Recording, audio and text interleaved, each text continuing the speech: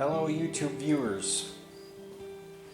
Somebody's got a hold of me and want to go on a ride through the trails up north again. So I got to get this thing tuned up. So anywho, that's what we're going to be doing in this episode, is trying to diagnose a problem and get this thing running again. So I guess we'll start by firing the thing up, and so you can see how it runs for a while and then dies, and maybe you can judge if it's similar to the problem you're having, and maybe if it is the same thing fixes mine, it'll fix yours. So I got my spark tester here hooked up. So it has a light inside and a light up orange if we got spark going. Now if I see this light go out and then it dies, I have a good idea that, yeah, I'm losing spark, which is why the engine quits running and not some other problem.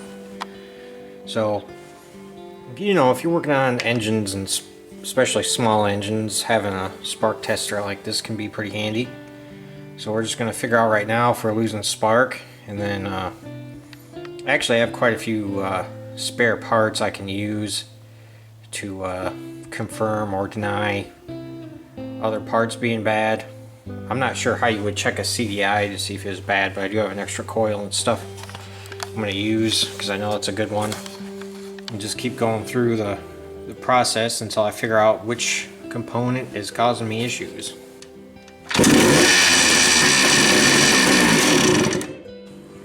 Alright, so if you were watching the spark tester here,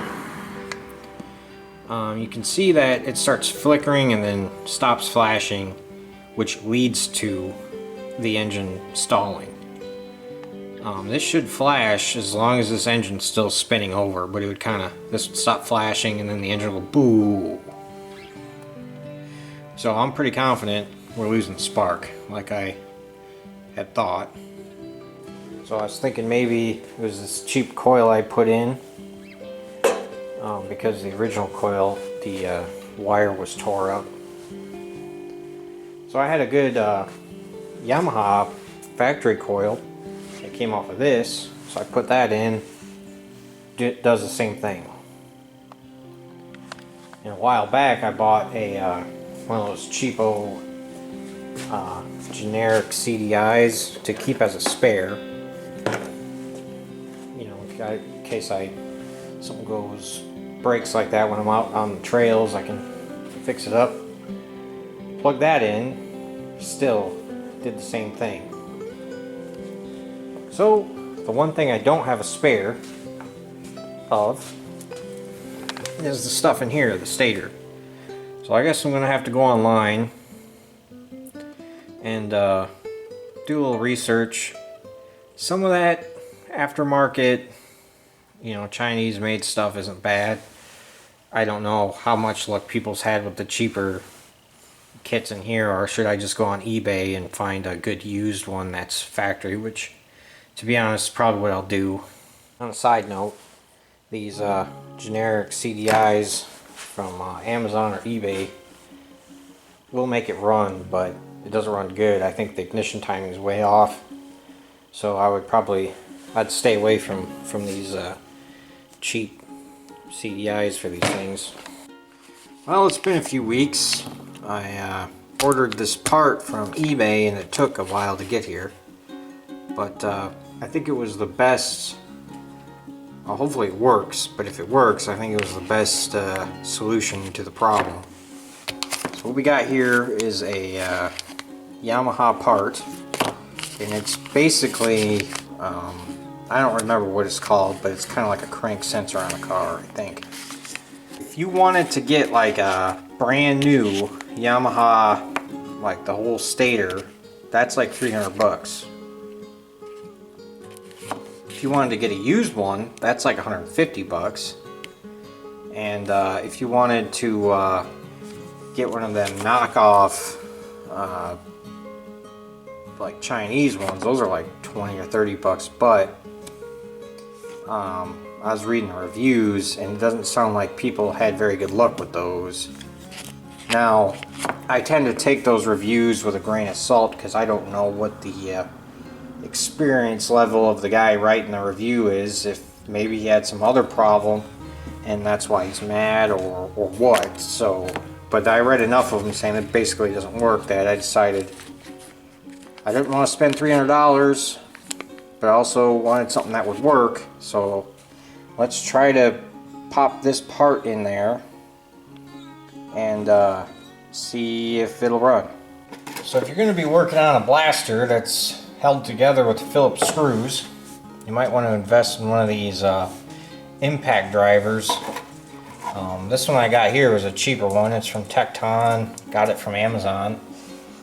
Basically, you just put it in here like this and hit it with a hammer, and it cracks the thing loose, so you don't just sit here and strip everything out.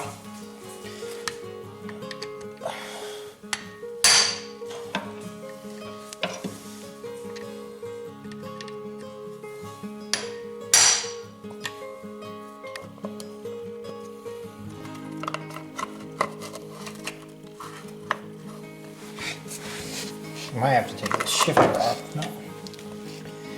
So we got that out. All right. Now to get this this flywheel or stator, whatever it's called, out, you're gonna have to get one of these. All right. So these threads, there's some threads on the outside of this that this threads into, and then you just turn this part in and it pushes it off. So let me get this nut off, and then we'll get this thing threaded in. So we take off this 17mm nut here.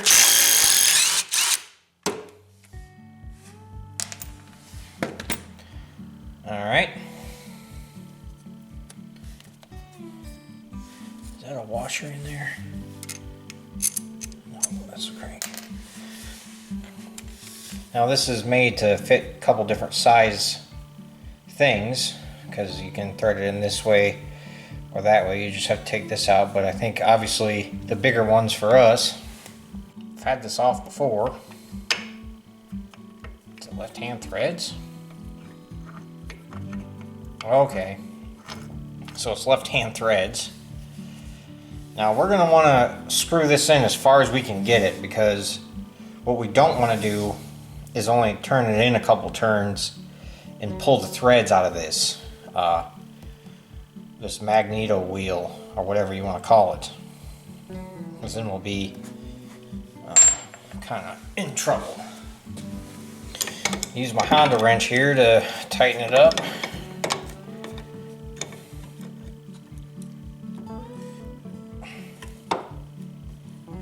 Nope.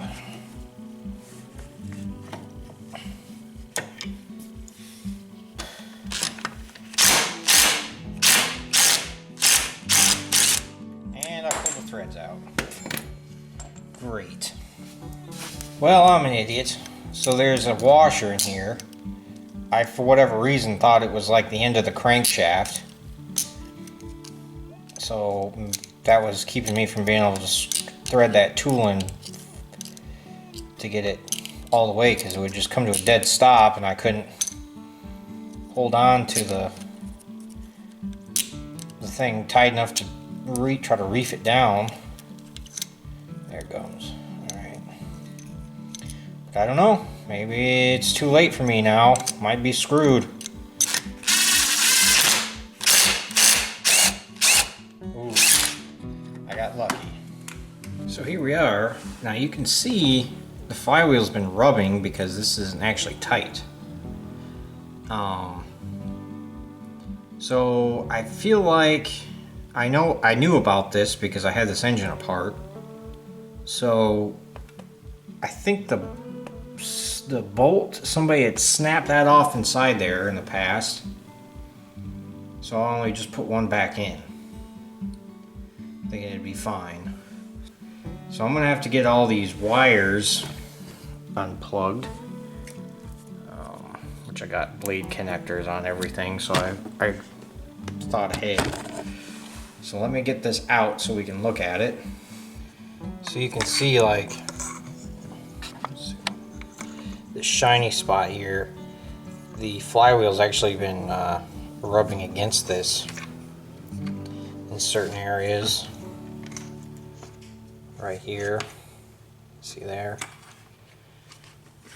So, you know, none of this stuff has probably been working properly because it needs to have a air gap. Oh look, it's been hitting somehow on the inside here because, oh wow, and it's put a pretty decent groove right here. You know, see that's flat, and over here it's got a nice groove in it, so hopefully these two things aren't broken, because all I got is this, and it's definitely wore it down right here. Problem is, all this stuff is soldered on, and I don't have a soldering iron, nor am I good at soldering things, so gonna have to figure something out here to get these wires connected. See, you could go out and buy yourself like a $5,000 or $6,000 quad to ride around on, and you'd be riding a $5,000 or $6,000 quad. But my personal favorite is buy a $500 quad, spend $5,000 or $6,000 trying to keep it running, and now you can ride a $500 quad. But anyways, I got that part put on, and my buddy soldered it on for me. So hopefully those won't, you know, fall off. And I found a tap that was right for that hole, which was like, I think it's an M8 by 1 1/4. The markings on the tap was worn out. So you can see I put some threads in that hole. What it's supposed to do is the bolt's supposed to thread or go through there, and I think it threads into the other side of the case to help hold the case halves together. But since I got the old original screws snapped off right at the threads on the other side, I don't know how I could. I don't even think I have a drill bit long enough if I wanted to try to drill that out somehow and tap it. Just not something I wanted to get into. Alright, so I got my modified bolt here.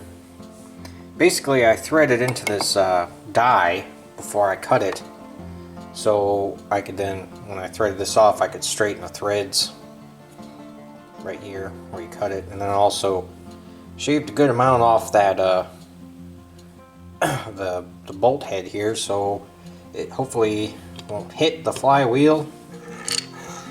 Sits in there, it's pretty decently flush. I think we should be fine.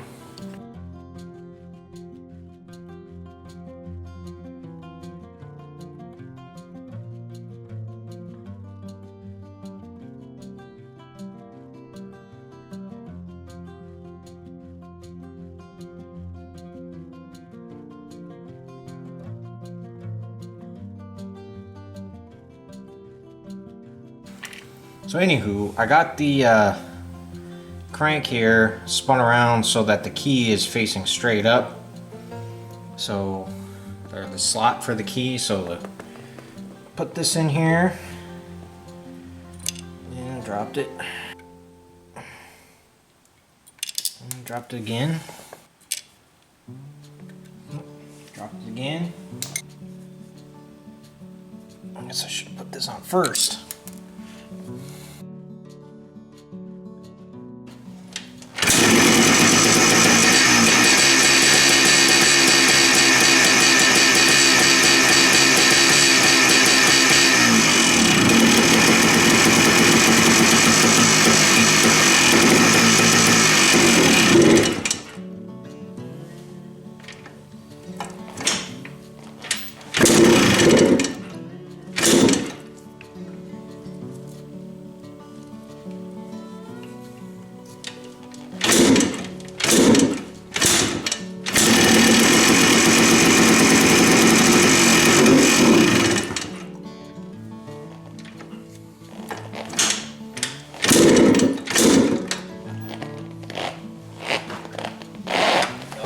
Same thing.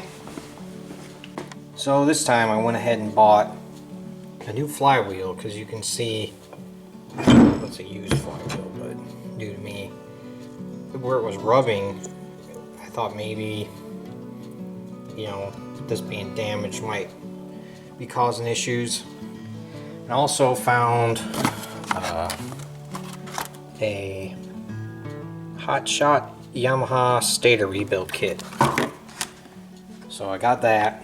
I'm not going to put the trigger on here because I already put the Yamaha factory one on, but I'm going to replace these two things. So hopefully my problem will become fixed after this. Okay, we're going to be changing the smaller of the two coils first. So let's cut that.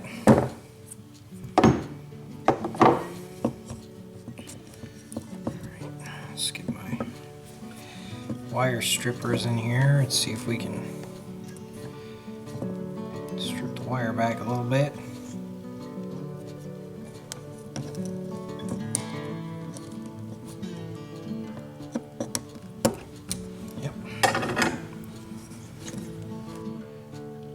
So I guess I need to make my own. You see right here it has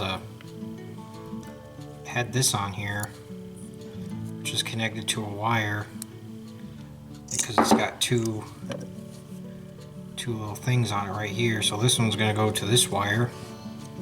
This one over here is going to go right back to the hole here. So I guess I'll just have to make up my own little wire for that one. So I got that soldered on. I pretty much suck at soldering, to be honest with you, but hopefully I didn't. Seems to be on there pretty good. So that'll just screw back down like that. Let me see if I can get some extra wire pulled through here.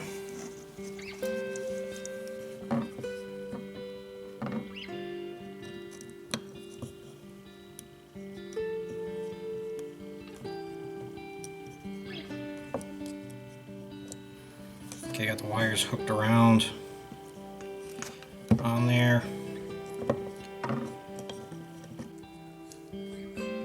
Alright, let's see if we can feed some solder into this one.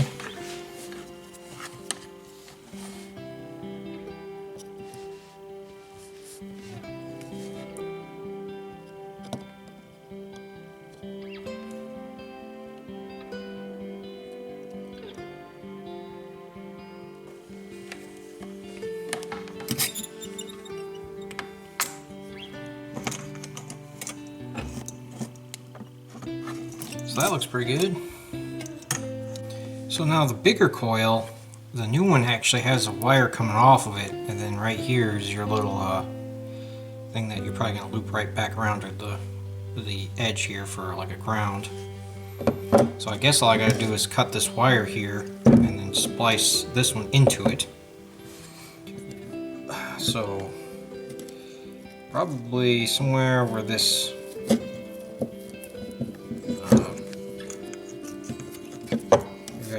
do it right, cut this little orange thing off here and then splice it together and then put my own protector on there. Okay, cut a little bit off of this, strip it back a little bit further.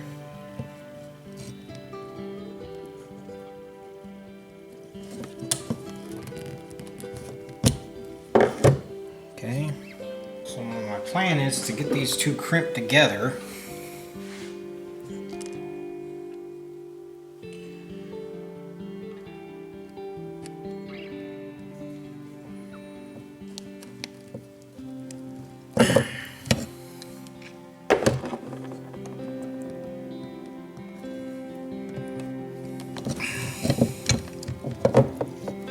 Okay, and I got them crimped together. Now I'm going to fill them full of solder because that's how it was from the factory.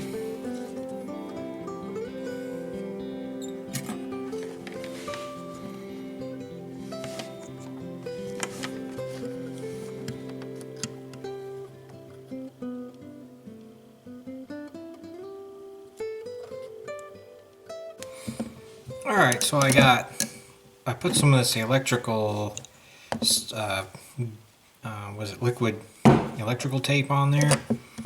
I did get the shrink tube to slide over it, kind of, and then also wrapped it in some just regular electrical tape. So hopefully it won't short out. So now I just have to tuck this wire down through here, make sure it's not going to hit anything. And then this wire here, I think this gentleman just should be able to wrap around and kind of get hooked into the there like that. So hopefully that'll be what we're doing with that one.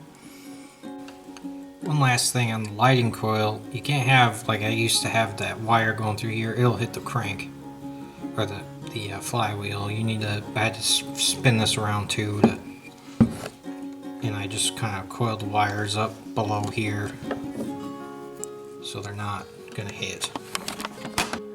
So here we are. I test drove it. It's running good now. So I went ahead and Loctited these two screws down to make sure they won't rattle loose again on me. And now I'm just going to put the flywheel back on and the cover, and it should be ready to hit the trails this weekend. So thanks for watching, and I'll see you in the next one.